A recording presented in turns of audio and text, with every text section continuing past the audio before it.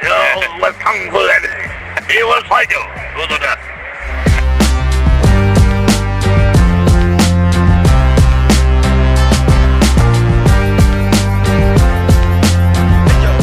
Everybody, this is Kung Fu Eddie, baby, and I appreciate all of you guys being here with us, because y'all could be anywhere in the world, but you're here with us at Dragon Ball MiniCon. Shout outs to Charlie's Collectibles. I truly appreciate for this opportunity.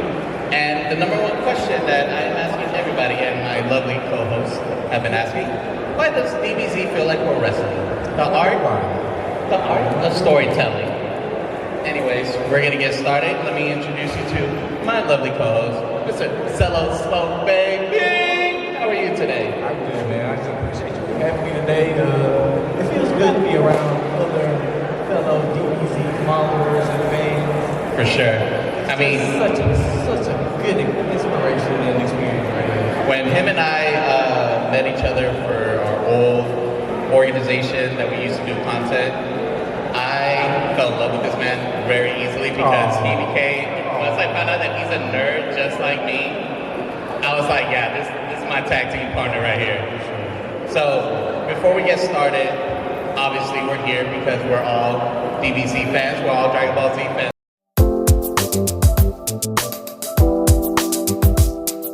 Storytelling, if y'all had to guess.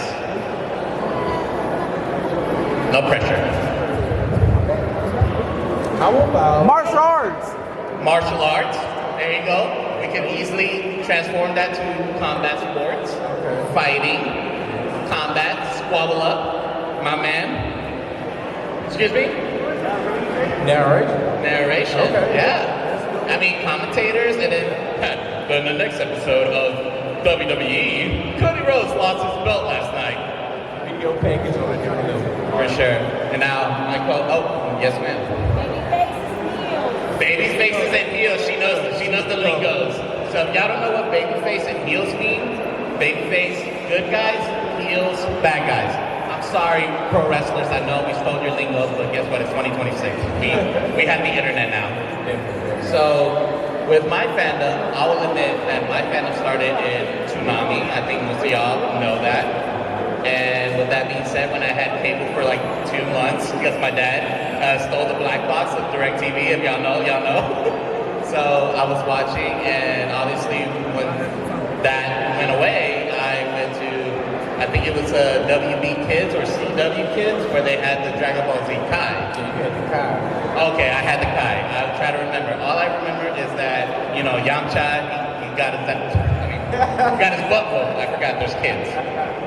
So, what is your early memories of DBZ? I came up during the early Dragon Ball days. Goku was still a kid. Still had the Nintendo stick. Oh, okay. You know, that kind of vibe. Brian and Dennis crowd. Got early a lot of fan service in the early days. That's awesome. It was a good time. And as far as I remember watching Dragon Ball Z, like I said, yourself, Toonami actually put me onto that. Okay. And I'm going to just actually being a fan of it for years. So go on and watch Dragon Ball GT and all the different variations like they have now, like Super and Dama. It's just you kept up. I sadly fell off, but at the end of the day, I can still relate to all of you guys. I just don't know the new characters, so don't blame me. With that being said, I created 4 elements that Dragon Ball Z and pro wrestling are related. Some of you guys shouted it, say babyface, heels, good guys, bad guys, narration, martial arts. But here are my main core. Long-term investment, because some of you guys are tuning in for a good story, for good art, for a good, just epic moments for you guys to be fully invested. And with that investment, guess what? You will be rewarded for emotional storytelling or realism. Obviously, none of us can shoot out fireballs through our hands, even though we really want to. Sometimes through our balls. Do you have that feeling? Yeah. This is one thing I can say about the elements. Like I said, it's long-term storytelling, and just the emotional drive and character development that both of them had such a big presence. It's one of the main core things in the series. Take something as far as like the Frieza saga. What's it? Oh yeah. Planet Namek. it was so much emotion driven, different characters going through so many things at that time, from Piccolo coming to try to help these guys out, discovering about his own race that he really didn't know too much about, learning that he also has the power of fusion, and actually just growing in that whole saga was different for everybody. Krillin and Gohan actually was going through so much turmoil, ups and downs, fighting in battles that they really had no chance of winning. My biggest favorite part was the thing with Vegeta. His whole character development and emotional scenarios he was going through throughout that whole saga was from actually being one of Goku's biggest rivals to pleading out for him to help. You know, by towards It's like, I cannot do this by myself. that speech he gave to Goku about Frieza murdering all the priests and everything was on a whole different level. It basically set the tone of how you see Vegeta's character grow from that point on, from the pride to just how he carries himself as a person, how his race, his identity is so much of it. And so much of that translates to the same wrestling that certain wrestlers evolutionize themselves over a period of time. For sure. Again, this is why I brought this man out. As you can tell, he is very smart. I wouldn't say all that. No, you're very intelligent. Give this man a round of applause, please. Come on now. Anyways, so because he could relate to himself to Dragon Ball Z, him saying all those character development, I could say Vegeta can easily be related to Randy Orton, to Seth Rollins, to Triple H, all those bad guys that are so egotistical maniacs. But at the end of the day, because they're so good being evil, that we, at the end of the day, we start what? Liking them, exactly. So, not only that we are emotionally invested in these stories, we also have big moments over technological logic. You know, I had a hard time saying that phrase. But basically, just remember that all of this storytelling and all of these epic moments gives us something to remember. We were all there as children, as leaders, when we saw Goku go Super Saiyan. We all remember that. The moment that Frieza smoked Krillin, we were all there. We remember that moment. My favorite moment was when Eddie Guerrero won the WWE Championship. That's the moment I could easily say to this day I remember. What is your favorite moment or just epic moments from both pro wrestling and DBZ? This is kind of early, but the day that Mankind took that bump off Hell in a Cell was like one of the craziest things ever. Yeah, very iconic. It's still iconic to this day. People can't believe they actually got up and walked away from it and continued to still do things and do his career was crazy. If you ask me about DBZ moments, there's so many. Well, how about this? What DBZ moment is related to Mankind getting thrown over the Hell in a Cell and able to come back and at least did something towards the end? Ooh, man. This is why I ask the good questions, right? That's tough. That's very tough. Y'all can help him out as well, guys. So basically, if y'all remember Hell in a Cell, Mankind versus The Undertaker, Mankind came in and he was just like, I'm not ready for this, but guess what, we're gonna do this. And he started climbing up the Hell in a Cell. He was there waiting for The Undertaker. Undertaker came up, they started squabbling up, and then one thing led to another. Mankind got thrown over the Hell in a Cell, and everybody thought he was done. It was over. Exactly, just like that my friend over there. It was done, it was over. But guess what? Mankind came up and was like, no, we're not done until I say we're done. So they went back to the cage, they went up, well, first they went up to the Hell in a Cell, and then they got Undertaker chokeslammed him straight to the cage, straight to the ring, and he kept on torturing him to the point that he lost the match. Mankind lost the match. But at the end of the day, Mankind gained respect from all the pro wrestling fans because of that epic moment. So with that being said, what is that related to Dragon Ball Z? If you remember a certain storyline, y'all can yell it out if y'all know anything. I actually got one. Oh, you got one? Yeah, if I could relate it to something, just thinking about like the self-sacrifice he had when Vegeta sacrificed himself when he was fighting Boo. Like a lot of people. I see a lot of head nods. You're right at the A lot of people gave Vegeta respect. You know, a lot of people saw more love for the people around him. He actually showed his human side just the same time. It was a time where a lot of fans respected Vegeta for his sacrifice. You know, him being so prideful of everything, he only had one ambition to be the most powerful, to be better than Goku. And he took a beat in that fight with Majin. If anybody know, y'all, he took a beat. I've seen the highlights on Instagram. And that sacrifice was his moment. It wasn't for him. That was actually one of the times he did it for his son, he did it for Bone. You know. Shout out. You know, and he actually did it for Goku. And like I say, throughout that whole fight he had, he kept getting up, And at the end, he knew he couldn't win, but he took the ultimate sacrifice. He gave his life to try to destroy him. Didn't prevail, same as mankind. Failed, didn't win, but he tried. And by trying, we gain the respect. And with that, it leads to the next topic, which is characters evolving over time. Obviously, we love Goku. Goku's the main character, yada yada. But do we enjoy him? Do we? Oh, okay, well, yeah, of course. Because again, the kids will relate. And guess who John Cena relates to? John Cena, the man that never seen 17. Because at the end of the day, no matter how us adults feel about Goku, hey, at the end of the day, he has 17 championships. You can't deny that. Same thing with Goku. How many times he went Super Saiyan? 20 to count. Exactly. So at the end of the day, if you really think about it, no matter how we feel as adults, kids will always love Goku. They will always love John Cena. That's why they're the main eventers. That's why they're at anything. They're always in the center, as you can see on your right or on your left, technically my right dollars. He's always in the center. So with that being said, let's continue deep diving on the long-term investment. Payoffs earned over years, not episodes.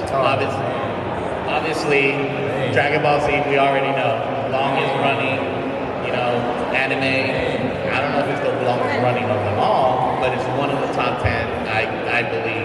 But you can say Dragon Ball Z has had some of the best payoffs in history, man. So what is your favorite payoffs?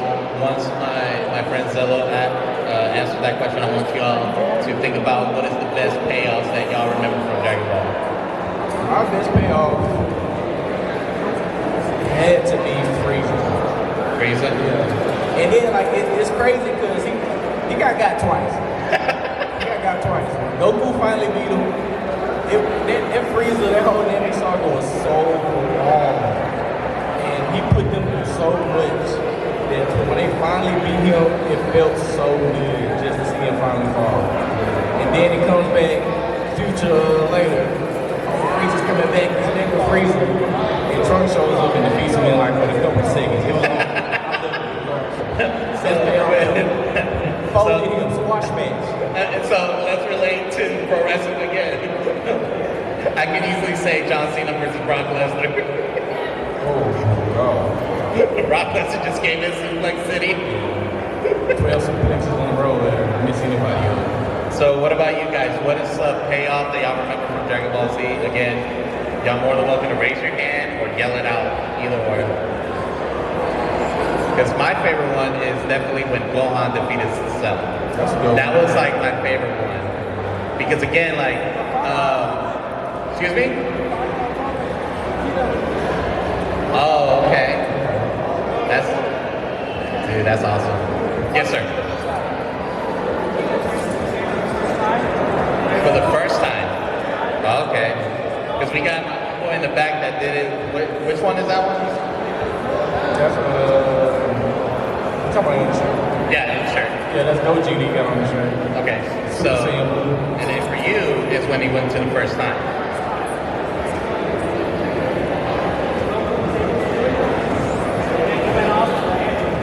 Yeah. And not only that, before he turned Super Saiyan, he also saw his own future son turn Super Saiyan before him too. So he really was confused, and he was at a point to where his pride was hurt. And trust me, there's so many wrestlers that their pride was hurt. Back to listen. I mean, the main one would probably be Triple H. Again, everybody looks at him as Shawn Michaels second because obviously Shawn Michaels is better than Triple H. And this is why I get the comparisons of Goku and Vegeta to Shawn Michaels and Triple H so much. You know, I know how people can get different kind of rivalries out the two, but at the end of the day, Shawn and Triple H were born to be rivals. You know, Triple H always living in Shawn Michaels' shadow, really is what put that stamp on it. And that's the same for Vegeta. Vegeta's always been in Goku's shadow. No matter what battle they went through, he always came second to when Goku had to do. Yeah. Again, history matters. You guys as the audience, you guys stay loyal to Dragon Ball. Same thing with pro wrestling. We stay loyal. That's why we got the epic moment at WrestleMania 40 with Cody Rhodes finally becoming the champion and defeating Roman Reigns to become champion. So again, once we invest in something, we have to have an awesome payoff. Because if we don't have a payoff, then are we really fans? Are we gonna say, hey, my friend, do not watch this. That's trash, sucks. I wouldn't watch it if I was you. But luckily, Dragon Ball Z is not that. You're laughing because that's a lot of pro wrestling. Emotional storytelling over realism. Again, the feelings plot more than the logic. So remember, like the moment we feel something, when it comes to the art of storytelling, we are fully invested to anything that's happening. We just ignore the logic out of it. I mean, you want to give another example of like moments that it was like, that doesn't make sense, but because I'm so invested into this, I do not care about how this is going to finish or end. There's a lot of moments to that. I mean, I'll take it to like Dragon Ball Super. It was crazy to me. Like, so many moments in there, like that tournament power was crazy. Like, what is we doing with Master Roshi in this tournament? Why is he in? Like, somebody tell me this. Why is TN on this roster? What is we doing here? It's not making no sense. Like, it was a lot of things that just went left in that fight. It was so much more potential we could have picked from. And why did you have to go get Frieza? All people. That didn't make no sense. It was just, hey, I'm gonna take it, we'll see where it goes. Hey, what was the point of Zack Ryder in the Kane versus John Cena Rise Above Kane storyline? Nothing. Nothing. No point. Well, he's Matt Cardona now, so never mind. Anyway, so yeah, like you can tell, like, what about you guys? What is an emotional moment that you guys just ignored logic and realism for you guys? Yes, little buddy. Say that.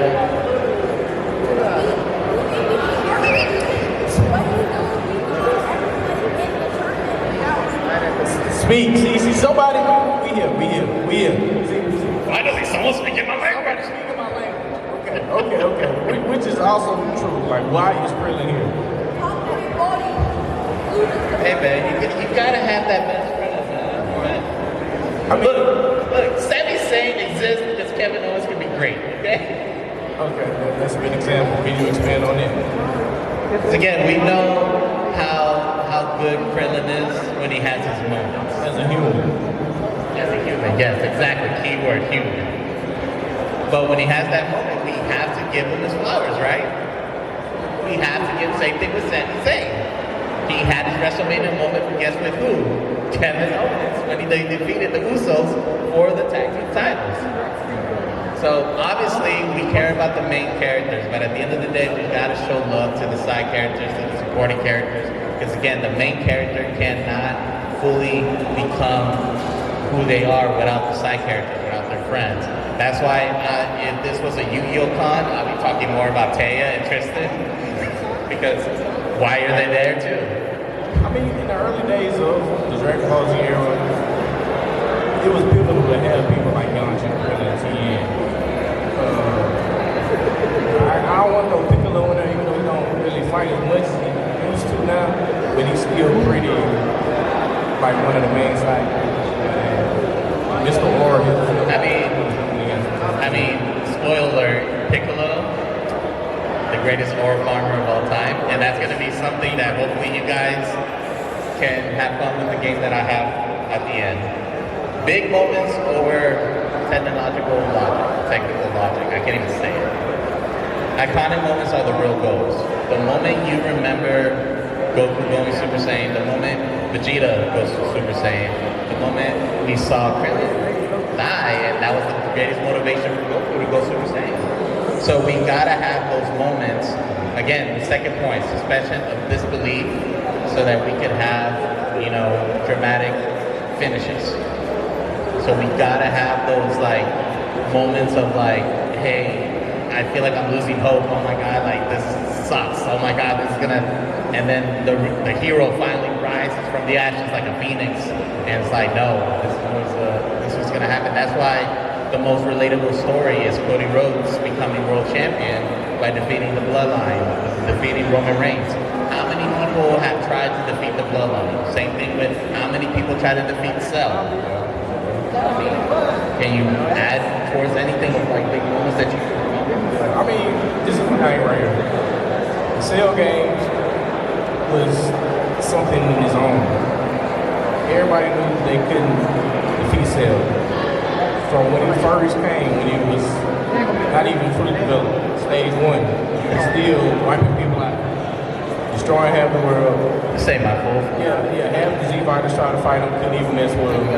Stage 2, he was doing even more damage until Vegeta came along and got too arrogant and actually let him transform into stage. And then stage 3, couldn't nobody mess with him. Even though Goku did, I feel like he could have defeated him in that moment. He said he couldn't, but I think if he would have tried, he could. But he wanted to go on to be the successful, to lead the era of heroes and be the one to save the world. He leads. He has to pass the torch. But the biggest payoff in that whole moment was going to defeat him at the very end with his father's presence, you know, pushing him through everything. But the amount trial he had to go through during that whole fight was crazy. I mean, he had to see half his team get demolished. He had to see Trunks die. I mean, he had to go through a lot. He had to see his father die just for him to break that hold and really push through to defeat him. And I know I talk about Cody Rhodes and Roman Reigns because that's the most current storyline. But some of you guys that are old school fans, I can easily say the moment that Sting won the World Heavyweight Championship against Hulk Hogan in the NWO. I mean, that was an epic moment for anybody that grew up in the 90s. Same thing with Stone Cold against Vince McMahon. I don't want to say his name today, I just said it. Anyway, I'll watch the documentary. So when you have those epic moments, that's the ultimate like payoff. When you have that payoff, you're just a fan for life. Next thing before we go and start playing our games, characters evolving over time. So obviously characters change roles, not just power levels.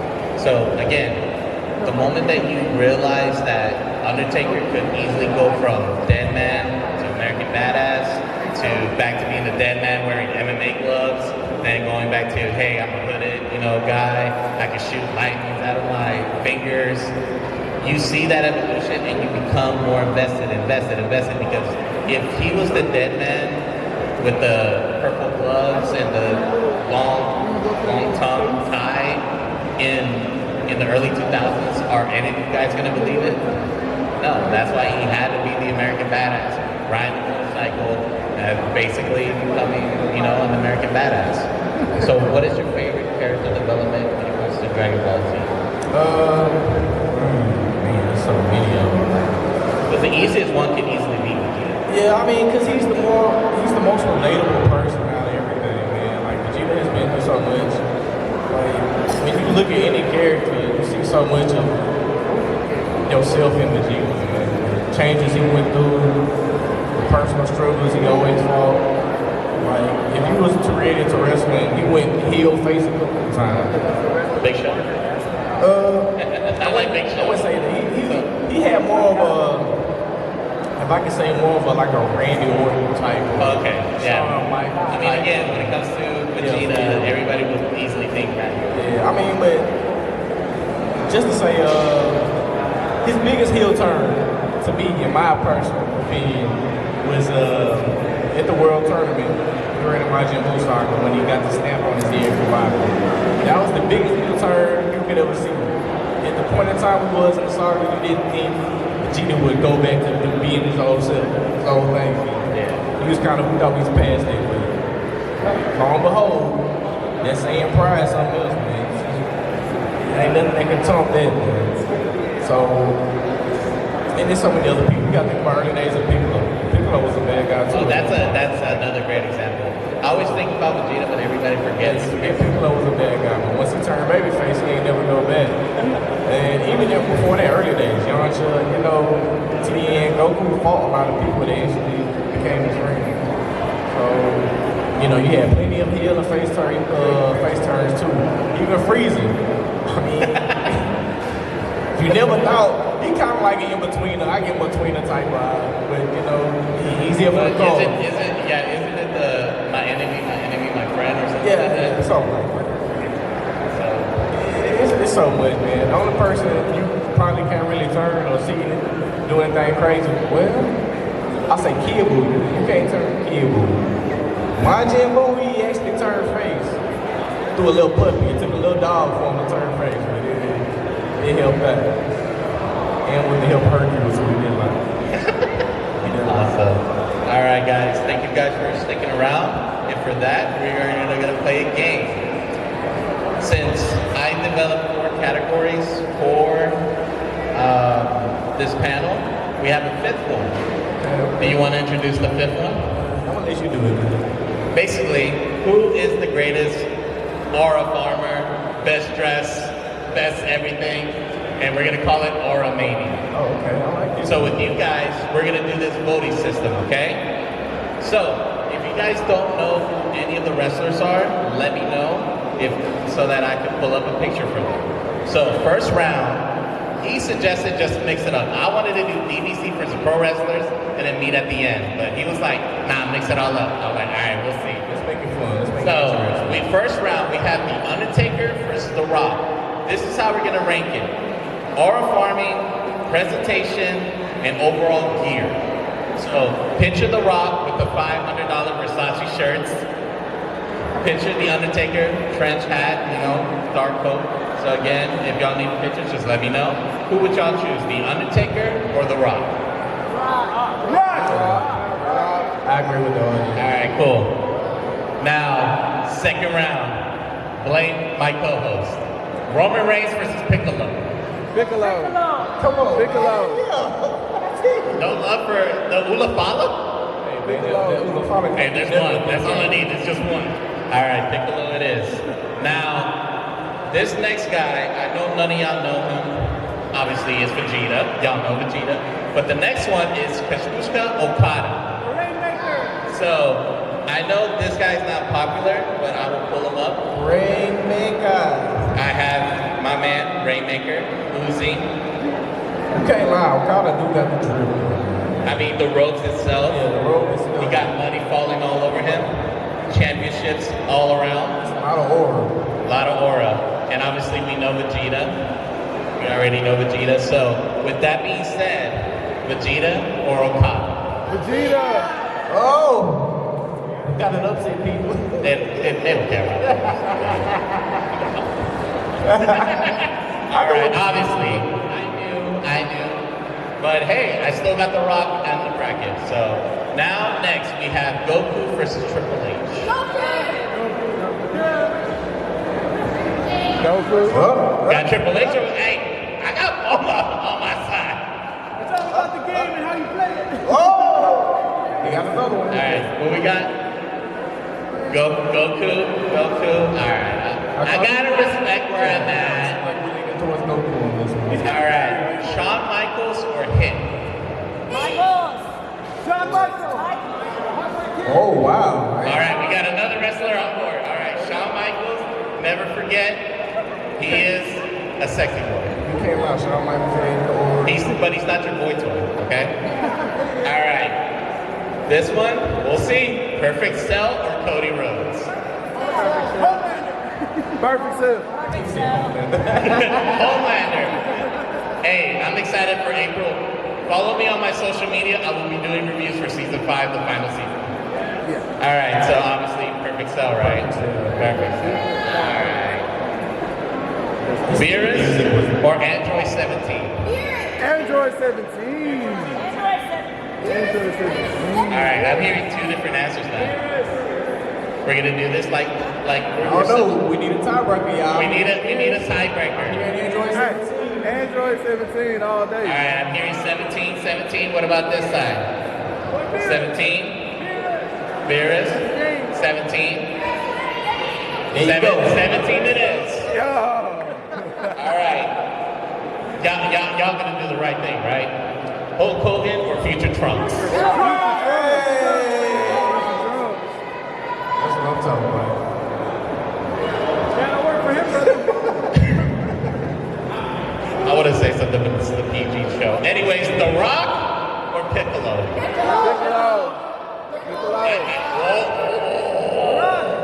One at a time. We're gonna do this like adults. Hey, all I heard was Piccolo. Huh? That's all we heard. All right. No, brother. Clap for Piccolo. Clap for DJ. Crickets. Yeah, because that's how I felt when I watched the Smashing Machine. Anyways. Wow. Anyways, Vegeta versus Goku. Who has the best aura? Ooh, Vegeta. I gotta go with Vegeta. Oh man. I was like, put some respect on the prince's name. Prince of all things. He's a hero. He's a hero. All right, so I only got one wrestler left.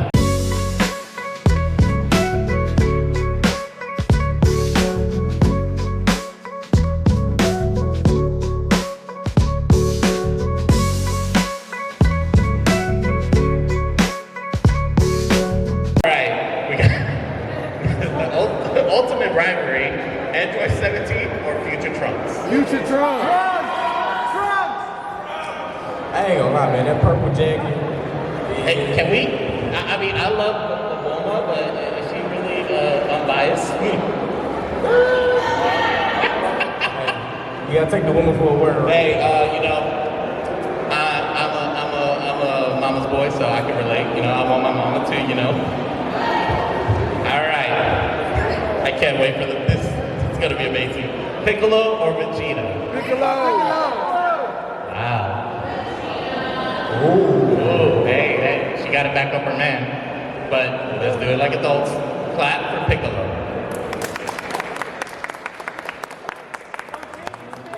All right. Clap for Vegeta. What an upset. I did not see that one El coming. público What an escojo a Vegeta. Alrighty. Now we have, I mean, me personally, I'm kind of glad these guys are in the finals. Shawn Michaels or Future Trunks? HBK. I think I see a winner coming. That's hard. That's All right. I'm hearing a lot. All right. Is that your boy toy? Who's voting for Shawn Michaels? Clap. Okay. Future Trunks. All right, Shawn Michaels, I love you. But for third place match, do we have Piccolo or Shawn Michaels? Who will be the third place? Piccolo or Shawn Michaels? Shawn Michaels, clap your hands. I know. Piccolo? Obviously. Piccolo in third place of the most aura farming. Now, Bulma, I might need your help. Your husband or your son? Alright. Mama chose Trunks. El público, Vegeta, clap. Future Trunks. Future Trunks won the overall Aura Mania, and you guys won as well for staying with us and enjoying this panel.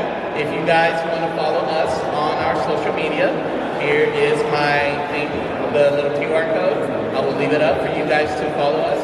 My name is Kung Fu Eddie, baby, and I fully appreciate my homeboy, my co-host, my love partner, sorry baby, Zello Smoke, baby. Thank you guys so much for coming out. Peace out. Thank you guys so much for what you do. That was so freaking fun and so freaking cool. Guess who's signing in Vegas over WrestleMania weekend this year. Yes, thank you very much. I'll be in Vegas. So I'm catching you in Vegas? Yes, I'll be in Vegas. Also, Me and Cochito are going to be with you, oh okay? my gosh, we have to take a picture. Por supuesto. Okay, I also want to tell you a really great origin story about Eric Vale, the voice of Trunks, my son. So we were actors together in college, and Chris Abbott and I were doing a session together at Bulma, and somebody walks in and sets down 2 cassette tapes of voices for Trunks that they're going to send off to Cartoon Network to pick the actual final whoever they want. And Chris Abbott goes, just don't think we have the guy. I'm like, wait, what do you mean? He's like, I'm looking for the voice of Trunks. I don't think we have the guy. I'm like, I know the guy. I know the guy. So I call Eric Johnson at the time, and he was working at a pizza place in Denton called TJ's Wings and Things. Nice. And he was delivering pizzas. He'd just gotten off work, so he wasn't at the pizza joint. So I called his house and I left a message on his answering machine, not his voicemail. And he wasn't home, and so I had to page him on his pager, ladies and gentlemen. And he called me back, and I was like, look, if you can get up here, it's 45 minutes away from Denton to Fort Worth. You can get up here and audition for the voice of my son during my session. They'll send your tape off for consideration.